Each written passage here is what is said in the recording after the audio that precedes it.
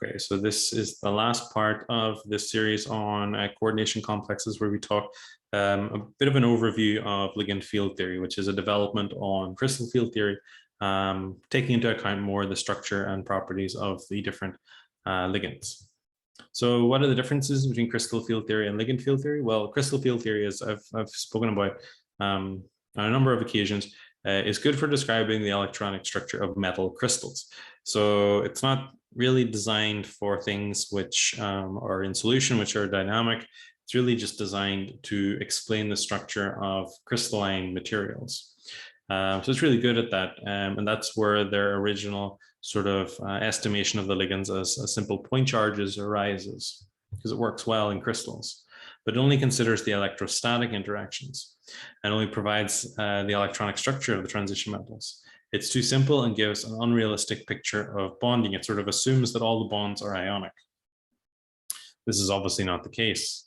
So ligand field theory then combines crystal field theory with molecular orbital theory, where it tries to understand how the symmetries of the orbitals in the ligands and how those can interact with the symmetries of the orbitals in the metal. So this can describe both the electrostatic and covalent bonding between the metal and ligands. That's ultimately one of the benefits of molecular orbital theory, the ability to cover covalent bonding as well as ionic. It provides electronic, optical, and bonding characteristics of transition metals, which gives ultimately a more realistic picture of bonding. So the ligand field stabilization energy is really quite analogous to the crystal field stabilization energy. The diagram, as you can see here, is pretty much the same. The labels are pretty much the same. So this is the EG set, this is the T2G set.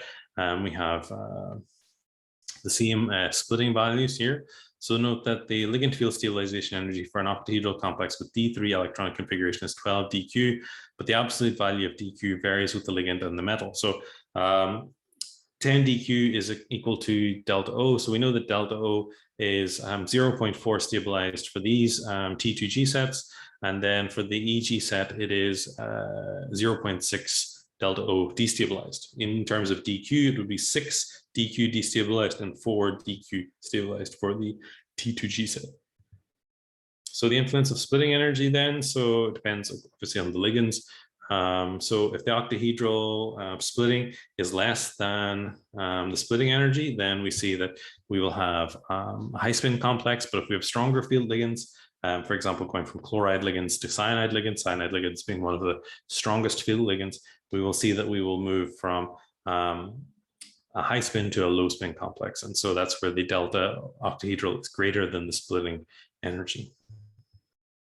We can see here the combination of the complexes with weak field or high spin ligands, or with strong field ligands, which obviously influence and create low spin. So we can see that by and large,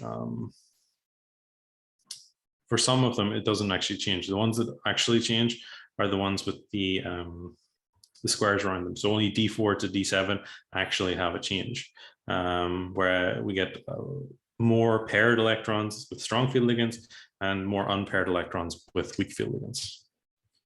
We can see that here, the ligand field stabilization energies for the weak versus strong field ligands.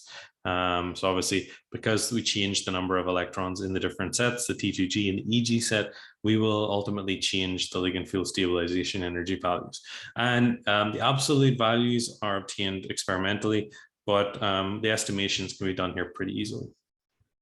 The hydration energies and enthalpies of M2 plus ions. So the general trend of increasing hydration enthalpy across the period from left to right can be understood based on ligand field stabilization energy.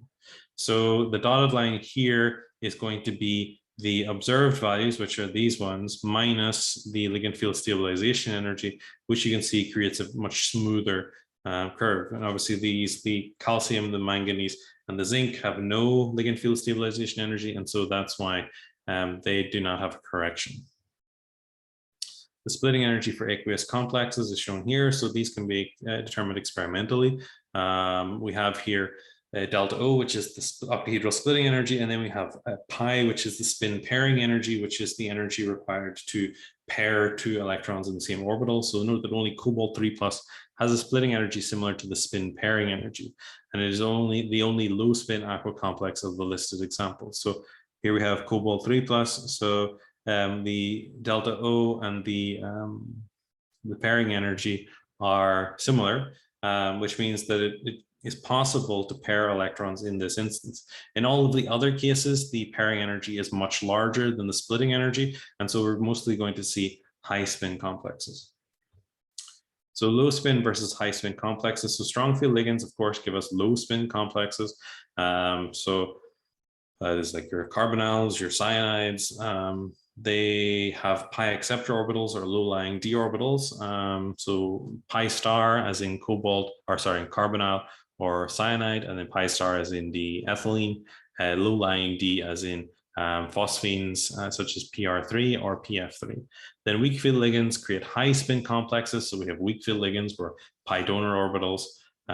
Weak field ligands have, pi donor orbitals, and these usually multiple p orbitals as in the different halogens. So intermediate field ligands, these are usually high spin for 2+ ions or low spin for +3 ions. Intermediate field ligands have few or no pi donor or acceptor orbitals, or there is a poor match in energy of available pi orbitals. So generally the orbitals of ammonia, water, and pyridine are not matching the energies of the metal ion very well. And so if the energies are very different, then we typically don't see a lot of interaction. Note the complex stability and reactivity do not necessarily correlate with ligand field strength. Thermodynamic stability refers to the energetics of a given reaction. Kinetic stability is equal to reactivity and refers to the rate from which a given reaction occurs, which is the activation energy.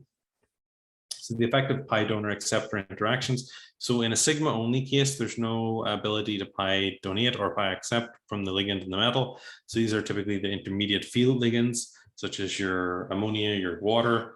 Whereas if we have sigma and pi donor, these are going to be your low field ligands. So these are going to be your things like halogens.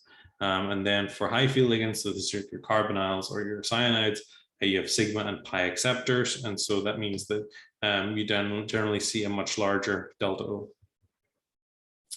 So here's the molecular orbital diagram of cyanide. So this is the pi acceptor. So we have the overlap of d, pi star, and p orbitals with metal d orbitals. So the overlap is good with ligand d and p, pi star orbitals per with ligand p orbitals.